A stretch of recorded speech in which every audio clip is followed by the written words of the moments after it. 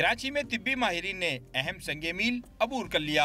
राशा और मिर्गी के मरीजों का डिवाइस के जरिए इलाज किया जाएगा। शहर के निजी अस्पताल में दिमाग में पेसमेकर लगाने का आगाज कर दिया गया। प्रोफेसर सत्तार हाशिम ने चीनी डॉक्टरों के साथ मिलकर साबिक रुकने सिंध असेंबली अमीन लाखो समेत 2 अफराद के दिमाग में पेसमेकर लगाए। डॉक्टर्स कहते हैं जदीद टेक्नोलॉजी के जरिए घर बैठे मरीज को तिब्बी सहूलत में असर आ सकेगी।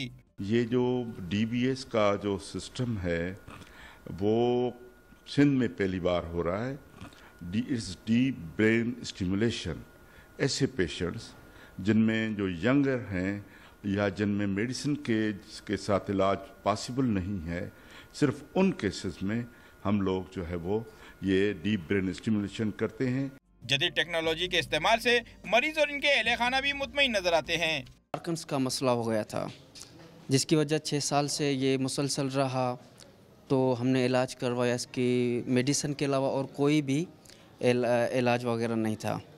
तो अभी ये नई टेक्नोलॉजी पाकिस्तान के अंदर आई है चाइना की तरफ से।